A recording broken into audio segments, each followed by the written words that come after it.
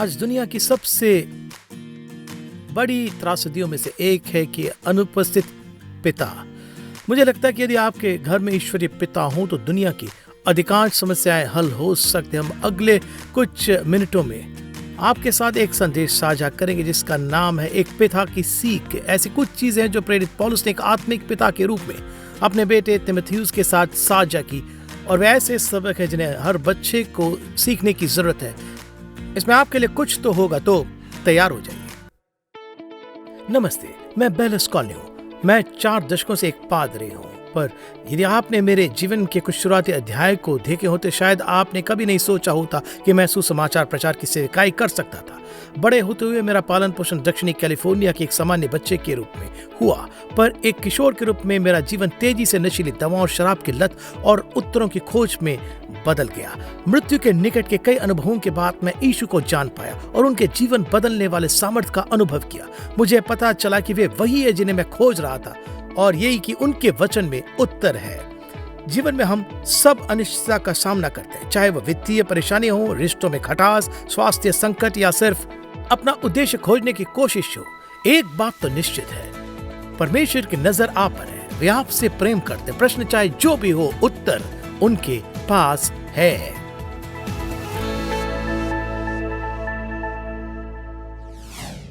आज मैं वचन साझा करने से पहले एक पल रुककर प्रार्थना करना चाहता हूं। यदि आपके पास बाइबल है तो आप 1 तीमुथियुस को खोल सकते हैं। हम पूरी सुबह इसी के बारे में बात करेंगे, हम किसी अन्य पुस्तक में नहीं जाएंगे।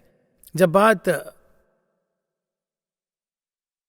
प्रभु के वचन से उद्धार या प्रकाशन की आती है तो आप इसे यूं ही पूरा नहीं कर सकते हैं। और जब यीशु ने अपने शिष्यों से ये पूछा कि लोग क्या कहते हैं कि मैं कौन हूं, कुछ ने तो ये कहा कि, कुछ ने वो कहा, उन्होंने कहा कि तुम क्या कहते हैं। पतरस ने कहा तुम वो मसीह है, जीवित परमेश्वर का पुत्र। यीशु ने कहा हे पतरस, मांस और लहू ने नहीं परंतु मेरे स्वर्गीय पिता ने यह बात तुझ पर प्रकट की है। उद्धार के लिए प्रभु के प्रकाशन की जरूरत है। परमेश्वर यीशु को आपके हृदय में प्रकट करते हैं। मैं चाहे जितना भी कोशिश करूं पर मैं ये नहीं कर सकता, सिर्फ पवित्र आत्मा ये कर सकते हैं। जब उनके वचन की सच्चाई की बात आती है तो वस्तुतः पवित्र आत्मा का एक प्रकाशन आपके पूरे जीवन को बदल सकता है। मुझे अब भी याद है, मैं एक युवा मसीही था और आज तक शायद 47 साल हो गए तकरीबन मैं यीशु के साथ चल रहा हूं। मैं एक युवा मसीह के रूप में मैं उस स्थान पर गया जिसे वे छोटा ग्रैंज हॉल कहते हैं, एक चाराघर, चरवाहों और ग्रामीण लोगों के लिए एक छोटा सा मिलन स्थल। उस रात एक प्रचारक प्रचार कर रहा था और उसने बीज बोने वाले के दृष्टांत पर मरकुस 4 से एक संदेश सुनाया। इसने मेरा जीवन बिल्कुल बदल दिया। यह एकमात्र सबसे मुख्य संदेश है जिसका प्रचार मैंने अपने जीवन में सुना है। उस दिन मुझे परमेश्वर के वचन का महत्व समझ में आया और तब से यह लगातार प्रकाशन देता आ रहा है। मुझे अब भी याद है कि उस सभा में मुझ में एक बदलाव आया और मैं आज भी बदला हुआ हूं। परमेश्वर के वचन के साथ एक बातचीत, पवित्र आत्मा के साथ एक आंखें खुलने वाला पल सब कुछ बदल सकता है। क्या आप मेरे साथ प्रार्थना करेंगे कि हम स्वयं को पवित्र आत्मा के अधीन कर दें और किसी अच्छी घटना के लिए तैयार हो जाए? क्या हम हो सकते हैं? आइए प्रार्थना करते हैं। स्वर्गीय पिता, हम प्रभु यीशु मसीह के नाम से आपके पास आते हैं। हम आपको धन्यवाद देते हैं कि हम पल भर में और पूर्ण रूप से आपके पास आ सकते हैं क्योंकि हम आपके परिवार हैं। आपने कहा कि हम आपके अनुग्रह के सिंहासन के पास साहस के साथ आ सकते हैं और जरूरत के समय में दया और सहायता के लिए अनुग्रह पा सकते हैं। पिता, हम अभी आते हैं, जब हम आपके वचन को देखते तो हम आपसे ज्ञान और प्रकाशन की भावना मांगते हैं। हमारे हृदय की आंखें खोले, हमारे भीतरी आंखों को देखने और भीतरी कानों को सुनने की शक्ति दे। प्रभु, हम यह आपके वचन पर चलने वाले होने के दृष्टिकोण से मांगते हैं, न कि सिर्फ सुनने वाले होने के। हम भागीदारी चाहते हैं। पवित्र आत्मा, हम यहाँ आपकी पवित्र उपस्थिति को स्वीकार करते हैं हमारे बीच, और हम में आपके कार्य के लिए हम आपको धन्यवाद देते हैं यीशु के नाम से, आमीन। एक तिमुथियुस 1:2 में लिखा है, तिमुथियुस के नाम जो विश्वास में मेरा सच्चा पुत्र है, पिता परमेश्वर और हमारे प्रभु मसीह यीशु की ओर से तुझे अनुग्रह और दया और शांति मिलती रहे। पौलुस तिमुथियुस को एक बेटे विश्वास में उसके सच्चे पुत्र के रूप में लिख रहा है। हालांकि मुझे यकीन है कि उसके कई बेटे थे। पवित्र शास्त्र में केवल 3 व्यक्ति हैं जिनके पास ये पद नाम है। केवल 3 लोग हैं जिन्हें पौलुस ने विशेष रूप से अपने पुत्रों के रूप में संदर्भित किया। एक तिमुथियुस था, दूसरा तीतुस था और तीसरा उनेसिमुस था। इन 3 लोगों के जीवन को देखना एक सार्थक अध्ययन है। मैं चाहूंगा कि कुछ चीज़ों पर हम एक नज़र डालें। दरअसल कुल मिलाकर 7 बातों पर जो पौलुस ने अपने बेटे के पिता के रूप में तिमुथियुस को दी। हम नहीं जानते कि पौलुस कभी एक शारीरिक पिता था, पर वह निश्चित रूप से एक आत्मिक पिता तो था ही। ये 7 बातें ऐसी हैं जो हर पिता को अपने बेटे बेटियों तक सिखाने की कोशिश करनी चाहिए। आज का संदेश काफ़ी व्यवहारिक होगा। 7 चीज़ें जो ये पिता अपने बेटे के जीवन में संचारित और प्रसारित कर रहा था, और पिता के रूप में ये ऐसी बातें हैं जिन्हें हमें से प्रत्येक को अपने बच्चों में संचारित और प्रसारित करना है। और पहली बात, चाहे वह मौखिक निर्देश द्वारा या आदर्श के द्वारा हो, पहली बात, और पौलुस ने तिमुथियुस के लिए इसे करके दिखाया कि आपको एक पिता के रूप में जीवन में अपनी भूमिका खोजने और पूरा करने की जरूरत है। जीवन की भूमिका खोजें और निभाएं। सबसे महान उपहारों में से एक जो हम बच्चों को दे सकते हैं वह कि अपना जीवन अपने बुलाहट के अनुसार जीना। हर कोई कहे बुलाहट। इन आयतों को सुने। यह है 1 तिमुथियुस 1:1 लिखा है, पौलुस की ओर से जो हमारे उद्धारकर्ता परमेश्वर और हमारी आशा के आधार मसीह यीशु की आज्ञा से मसीह यीशु का प्रेरित है। 1 तिमुथियुस 2:7 लिखता है, मैं सच कहता हूँ, झूठ नहीं बोलता, कि मैं इसी उद्देश्य से प्रचारक और प्रेरित और अन्य जातियों के लिए विश्वास और सत्य का उपदेशक ठहराएगा। पौलुस ने कहा कि देखो, मैं परमेश्वर द्वारा नियुक्त एक प्रेरित हूँ। यह मेरा मार्ग है। मेरे लिए परमेश्वर की यही बुलाहट है। उन्होंने मुझे इसी के लिए बुलाया। मैं एक प्रेरित हूँ, एक उपदेशक हूँ, एक शिक्षक हूँ। वह जानता था कि उसे किस लिए बुलाया गया है। वह बुलाहट के अनुसार जी रहा था, और पेंगुइन ठंडी जलवायु और बर्फीले पानी के लिए बने। बाज को उड़ने और ऊंचाइयों पर रहने के लिए बनाया गया है। शुतुरमुर्ग को शुष्क जलवायु के लिए बनाया गया और वह जमीन पर रहने के लिए उपयुक्त है। ये सब पक्षी है, पर सब परमेश्वर द्वारा अलग अलग बनाए गए हैं। उसी तरह हमें से प्रत्येक एक खास बनावट है। कुछ को उपदेश, शिक्षा और अगुवाई के लिए बुलाया गया है। कुछ को बनाने, व्यवस्थित करने, निर्माण और सृजन के लिए बुलाया गया है। परमेश्वर ने हम सबको विभिन्न कार्यों के लिए बनाया गया है। प्रभु द्वारा आप में से प्रत्येक एक बनावट है। आप में से कुछ लोगों को वो जो एक फिल्म याद होगी, मुझे लगता है कि शायद ठीक से याद नहीं है, 2000 या 3 या 4 के आसपास होगा। उसका नाम है मिरेकल। यह 1980 की अमेरिकी ओलंपिक हॉकी टीम के बारे में था। तब कम से कम हमारे देश के लिए ओलंपिक में खेलने वाला कोई पेशेवर खिलाड़ी नहीं था। बस कॉलेज के लड़के थे। वे लेक प्लासिड में थे और उन्होंने शक्तिशाली रूसी हॉकी टीम को हराया। उन्होंने इसे चमत्कार कहा। बाद में उन्होंने फिनलैंड से खेलकर स्वर्ण पदक प्राप्त किया। आश्चर्यजनक था। उस फिल्म में एक बहुत प्रसिद्ध दृश्य को दिखाया गया है। सोवियत टीम का सामना करने से पहले अमेरिकी ओलंपिक टीम के कोच ने उन सभी खिलाड़ियों से कुछ बातें कही। उसने कहा कि तुम में से हर एक का जन्म हॉकी खिलाड़ी बनने के लिए हुआ है, और तुम्हें इस समय यही होना था। ये जानना अच्छा है कि आपका जन्म किस लिए हुआ है।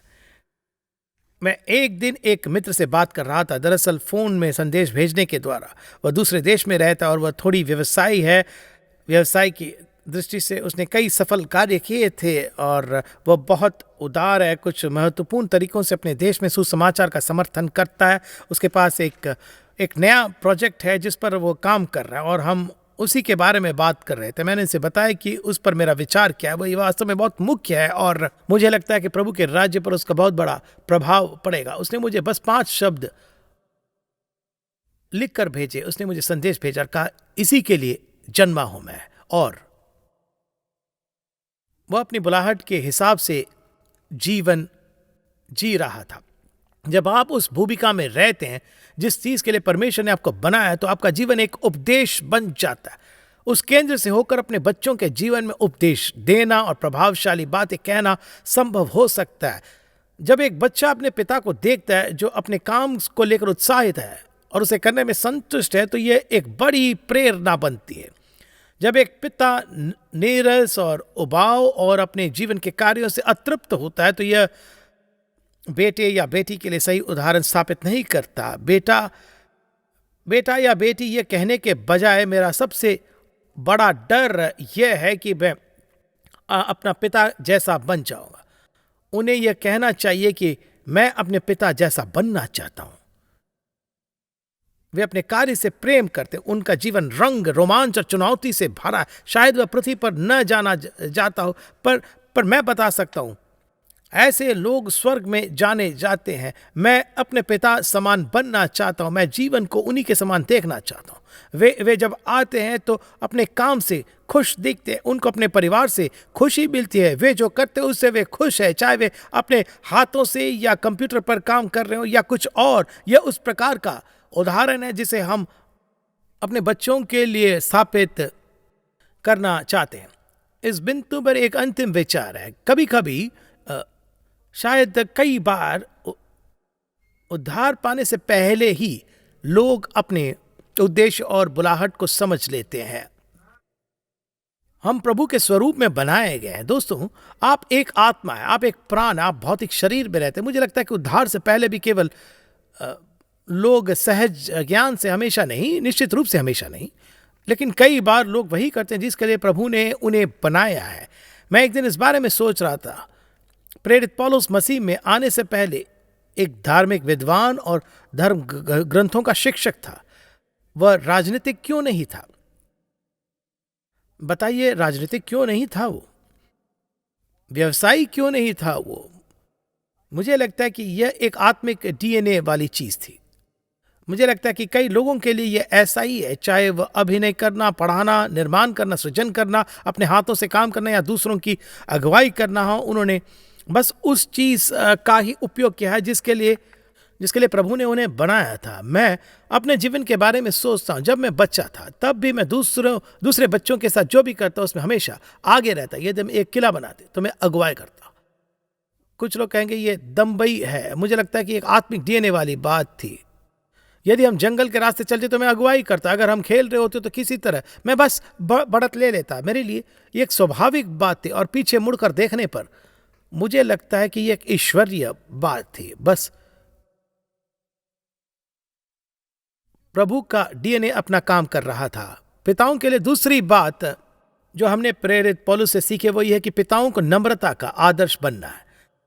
1 तीमुथियुस 1:12-15 कहे कि और मैं अपने प्रभु मसीह यीशु का, जिसने मुझे सामर्थ दी है, धन्यवाद करता हूं कि उसने मुझे विश्वास योग्य समझकर अपनी सेवा के लिए ठहराया। मैं तो पहले निंदा करने वाला और सताने वाला और अंधेर करने वाला था, तो भी मुझ पर दया हुई, क्योंकि मैंने अविश्वास की दशा में बिन समझे मुझे ये काम किए थे। और हमारे प्रभु का अनुग्रह विश्वास और प्रेम के साथ जो मसीह यीशु में है बहुतायात से हुआ। यह बात सच और हर प्रकार से मानने के योग्य है कि मसीह यीशु पापियों का उद्धार करने के लिए जगत में आया, जिनमें सबसे बड़ा मैं हूं।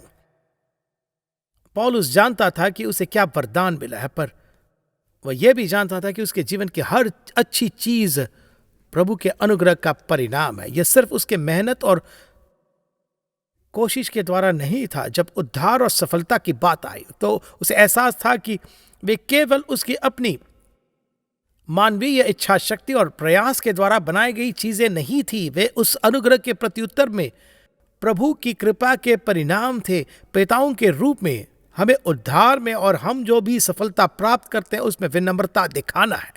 हम समय समय पर व्यवसायियों और व्यवसायी महिलाओं के लिए व्यावसायिक नाश्ता आयोजित करते हैं और उनके साथ वचन बांटने के लिए हम कलीसिया के एक सफल व्यवसायी को बुलाते हैं।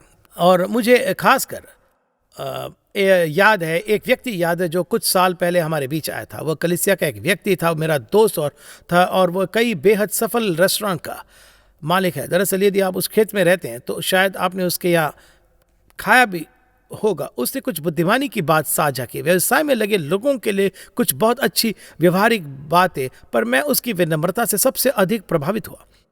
वह यह नहीं कह रहा था कि देखो मैंने क्या किया, पर उसने उन सभी लोगों को श्रेय दिया जिन्होंने उसे उस मुकाम पर पहुंचने में मदद की थी जहां वो आज है। और सबसे बढ़कर उसने परमेश्वर को धन्यवाद दिया और उसने कहा कि यह सिर्फ परमेश्वर की कृपा, यह परमेश्वर का वरदान है।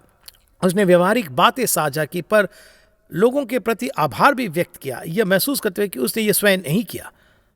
रूट्स के लेखक एलेक्स हेली ने अपने कार्यालय में एक दिलचस्प तस्वीर लगाई थी, एक कछुए का जो बाड़े के खंबे पर बैठा था। और सबक यह था कि कछुआ स्पष्ट रूप से बाड़े के खंबे पर अपने आप नहीं चढ़ गया। उन्होंने कहा कि जब भी मैं सोचता हूं कि वाह देखो मैंने क्या किया है, देखो मैंने क्या हासिल किया है, मेरी किताब की लघु श्रृंखला बनाई गई है जिसे लाखों लोगों ने देखा है वगैरह, और उन्होंने कहा कि जब भी मैं इस तरह सोचता हूं, मैं हमेशा ये तस्वीर देखता हूं और याद करता हूं कि देखो वो कछुआ वहां अपने आप नहीं पहुंचा और वो कछुआ बाड़े के खंबे पर अपने आप नहीं चढ़ा। दोस्तों, वो कछुआ जो आपके पास बैठा है वो बाड़े के खंबे पर अपने आप नहीं चढ़ गया है। विनम्रता दिखाना बहुत ही मुख्य है। चलिए मैं आप तीसरी बात पर चलते हैं। अच्छे पिता अपने बच्चों को वरदान की दिशा में आगे बढ़ने के लिए प्रेरित करते हैं। बच्चों को उनके वरदानों की दिशा में आगे बढ़ने के लिए प्रोत्साहित करें। मैं आपको कुछ आयत पढ़कर सुनाना चाहता हूँ। 1 तीमुथियुस 1:18 सबसे पहले कहते हैं, हे पुत्र तीमुथियुस, उन भविष्यवाणियों के अनुसार जो पहले तेरे विषय में की गई थी मैं ये आज्ञा सौंपता हूं कि तू उनके अनुसार अच्छी लड़ाई को लड़ता रहे। वह 1 तीमुथियुस 4:14-15 में इसे फिर से संदर्भित करता है। इसे सुनिए, उस वरदान से जो तुझ में है और भविष्यवाणी के द्वारा प्राचीनों के हाथ रखते समय तुझे मिला था, निश्चिंत मत रह, उन बातों को सोचता रहे और इन्हीं में अपना ध्यान लगाए रहे ताकि तेरी उन्नति सब पर प्रकट हो। तीमुथियुस, उस वरदान की उपेक्षा न कर जो तुझ में है। अब पौलुस जिस उपहार का जिक्र कर रहा था वह स्पष्ट रूप से अलौकिक था, पर प्रभु ने हर व्यक्ति को वरदान दिया है। प्रत्येक व्यक्ति स्वाभाविक रूप से कुछ मायनों में प्रतिभाशाली होता और मेरा मानना है कि इसका संबंध हमारे आत्मिक डीएनए से भी ये है। मैं बहुत आभारी हूं कि मेरे पिता ने जो कई वर्षों से स्वर्ग में कभी भी मुझे अपने ढांचे में ढालने की कोशिश नहीं की। उन्होंने हमेशा मुझे प्रोत्साहित किया और मुझे अपना रास्ता और स्थान ढूंढने की पूरी छूट दी। उन्होंने कभी भी मुझ पर दबाव नहीं डाला। मेरे पिताजी एक डेंटिस्ट थे। उन्होंने कभी मुझे वो बनाने की कोशिश नहीं की। मैं घटिया डेंटिस्ट होता। जब फुटबॉल की बात आती थी तो मेरे पिता हद से ज्यादा शौकीन थे। जब बियर ब्रायंट केंटकी में कोचिंग कर रहे थे तब उन्हें बियर ब्रायंट द्वारा पूरी छात्रवृत्ति की पेशकश की गई थी। आपके कॉलेज फुटबॉल के कुछ लोग इसका महत्व समझ सकते हैं। मेरे पास अभी भी वो पत्र है जो बियर ब्रायंट ने मेरे पिता को लिखा था। मेरे पिता वेस्ट वर्जीनिया राज्य में फुटबॉल के एक अच्छे खिलाड़ी थे। वे पूरे देश में जाने जाते थे। जब फुटबॉल के प्रति उनके जुनून की बात आती है तो वे बहुत उग्र थे, पर उन्होंने मुझ पर कभी दबाव नहीं डाला और मैंने वो कभी नहीं खेला। और भी खेलते जो मुझे अधिक पसंद थे और उन्होंने मुझे उसमें प्रोत्साहित किया। मेरे पिता ने इस बात पर जो समझदारी दिखाई उसके लिए मैं बहुत आभारी हूं। तो जैसा कि मैंने कहा, उन्होंने मुझे पूरी छूट दी। हमारे अपने बच्चे, जाहिर है आप में से कई हमारे बड़े बेटे हैरिसन को जानते हैं। वह यहाँ कॉटवुड में प्रमुख पादरी है। हमारे 2 और बच्चे हैं, क्या आप जानते थे? रेबेका और स्पेंसर हमारे जुड़वा बच्चे, और हमें उन पर उतना ही गर्व है जितना कि हैरिसन पर। रेबेका बच्चों की प्रिय है, हमेशा से रही है। बच्चों के साथ वह अद्भुत है। वह एक स्कूल में टीचर है। वह 4th कक्षा की शिक्षिका है। हमारा बेटा स्पेंसर एक संगीतकार, अद्भुत संगीतकार और साउंड इंजीनियर है। दरअसल मैं आज सुबह वो एक दूसरी कलीसिया में संगीत कार्यक्रम कर रहा, पर वो एक एल एम एक प्रमुख स्टूडियो में काम करता है। वो एक अद्भुत साउंड इंजीनियर है। हम उन्हें प्रोत्साहित करते हैं, अपने वरदान ढूंढो और तुम जो भी करें, हम बस यही चाहते हैं कि तुम उसे पूरे मन से करो और अंततः इसे प्रभु की महिमा के लिए करो। यदि कोई भी बच्चा प्रचारक नहीं बनता तो मुझे इससे कोई आपत्ति नहीं होती। परमेश्वर ही है जो बुलाते हैं। मैं अपने कुछ दोस्तों के बारे में सोचता हूँ, उनमें से एक खासकर मेरा एक बहुत करीबी दोस्त रहा है। उसके पिता ने मूल रूप से उसे पारिवारिक व्यवसाय में जाने के लिए विवश किया। वह नहीं चाहता था पर उसे जाना पड़ा। उन्होंने धमकी दी, अगर तुमने ये नहीं किया तो मैं तुम्हें छोड़ दूंगा, वगैरह वगैरह, इस तरह की बातें। वह नहीं जानता था कि उनसे कैसे पीछा छुड़ाए। उसे महसूस नहीं हुआ कि यह वही है जो वह करना चाहता। यदि आप उसे सिर्फ धन रूप से मानते हैं तो उसका करियर बहुत सफल रहा, पर वह दशकों और दशकों और दशकों तक हर दिन दुखी रहा। हर दिन दुखी रहा, दशकों तक। वह प्रसिद्ध चौकोर खूंटी था जिसे एक गोल छेद में जबरदस्ती ठोक दिया गया। एक और दोस्त है मेरा, उसका परिवार पीढ़ियों से एक आरा मिल के मालिक रहे, जो एक बहुत ही आकर्षक काठ का व्यवसाय था। उसके पिता और सभी को उम्मीद थी कि वह उसे आगे ले जाएगा। बनी बनाई संपत्ति विरासत में तुम्हारे पास एक बढ़िया व्यवसाय है। लेकिन उसने कहा कि मैं जानता हूं आप मुझसे यही चाहते हैं, कि आप मुझसे ये उम्मीद करते हैं, पर मैं ये नहीं करना चाहता। उसने कहा, मुझे लगता है कि मुझे इंटीरियर डिजाइनर बनने के लिए ही बनाया गया है। यही मैं चाहता हूं और यही मेरा जुनून है। और उसने साहस किया और उसने वही किया, और वह एक सफल इंटीरियर डिजाइनर बना। नहीं, उसने उतना धन नहीं कमाया जितना वह आरा घर का मालिक बनकर कमा सकता था, पर वह हर दिन संतुष्ट रहा। और ईमानदारी से कहूं तो मुझे लगता है कि उसका कहीं अधिक प्रभाव पड़ा और वह अपनी प्रतिभा को आगे बढ़ाते हुए कई और लोगों को छूने में सक्षम हुआ। मैं बस आप सभी पिताओं को प्रोत्साहित करना चाहता हूं जो यहां है, पता लगाएं कि आपके बच्चों के वरदान क्या है और उन्हें इसमें प्रोत्साहित करें। नीति वचन 22:6 में हम सभी ये आयत जानते हैं, लड़के को उसी मार्ग की शिक्षा दे जिसमें उसको चलना चाहिए और वह बुढ़ापे में भी उससे न हटेगा। इसे एम्पलीफाइड क्लासिक संस्करण से सुने, इसमें इब्रानी भाषा सामने आती है। लिखा है, और बालक को उसी मार्ग की शिक्षा दे जिसमें उसे चलना चाहिए। उसके व्यक्तिगत वरदान को ध्यान में रख, और जब वह बूढ़ा हो जाए तब भी उससे न हटेगा। उन्हें उनके व्यक्तिगत वरदान या झुकाव के अनुसार जिस तरह से उन्हें जाना चाहिए उन्हें प्रशिक्षित करें या तैयार करें। आपके बच्चे, मेरे बच्चे, हम में से हर किसी के अंदर एक आंतरिक झुकाव है, एक आंतरिक प्रतिभा है। यह हमें प्रभु की इच्छा, हमारे जीवन के लिए परमेश्वर की योजना और हमारे जीवन के सबसे प्रभावशाली क्षेत्र की ओर इंगित करता है। और चलिए चौथी बात पर चलते हैं। अच्छे पिता अपने बच्चों को खतरों के प्रति आगाह करते हैं। वे उन्हें खतरों से आगाह करते हैं। यह उन्हें जीवन के लिए तैयार करने का एक हिस्सा है। मैं कुछ आयत पढ़ना चाहता हूं, पर इसके बारे में सोचिए। जैसे पौलुस अपने बेटे तीमुथियुस को लिख रहा है, 1 तीमुथियुस 4:1-2 में कहता है, परंतु आत्मा स्पष्टता से कहता है कि आने वाले समयों में कितने लोग भरमाने वाली आत्माओं और दुष्ट आत्माओं की शिक्षाओं पर मन लगाकर विश्वास से बहक जाएंगे। यह उन झूठे मनुष्य के कपट के कारण होगा जिनका विवेक मानो जलते हुए लोहे से दागा गया है।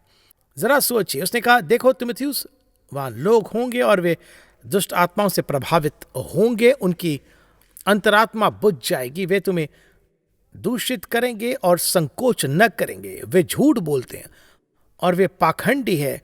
उसने कहा 1 तीमुथियुस 6:3-5 में, यदि कोई और ही प्रकार का उपदेश देता है और खरी बातों को अर्थात हमारे प्रभु यीशु मसीह की बातों को और उस उपदेश को नहीं मानता जो भक्ति के अनुसार है, तो वह अभिमानी है और कुछ नहीं जानता, वरन उसे विवाद और शब्दों पर तर्क करने का रोग है, जिनसे ढा और झगड़े और निंदा की बातें और बुरे बुरे संदेह और उन मनुष्य में व्यर्थ रगड़े झगड़े उत्पन्न होते, जिनकी बुद्धि बिगड़ गई है और वे सत्य से विहीन हो गए, जो समझते हैं कि भक्ति लाभ का द्वार है। और जरा सोचिए कि वह किस प्रकार के लोगों के बारे में बात कर। वह कहता है, देखो तुम्हें अनुभव मिलेगा, तुम इस प्रकार के लोगों से मिलोगे, आपका ऐसे लोगों से सामना होगा जो घमंडी और जो विवादों से ग्रस्त है। वे सिर्फ लड़ना चाहेंगे, उन्हें ईर्ष्या होगी, वे कलह उत्पन्न करेंगे, वे सत्य से वंचित होंगे, उनका दिमाग भ्रष्ट होगा। तो तिमोथियुस तैयार रहो, ऐसी ही जमीन पर तुम चलने वाले हो।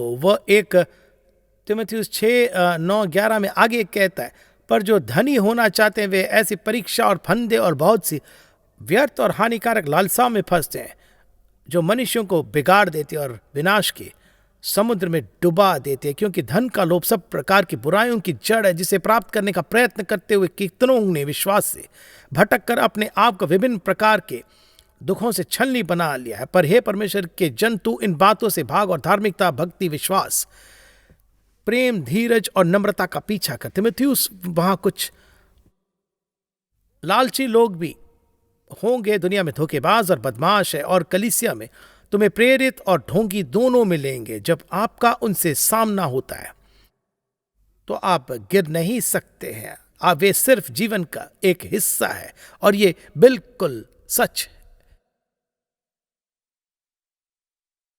ये बिल्कुल सच है। ये तब सच था, ये आज भी सच है।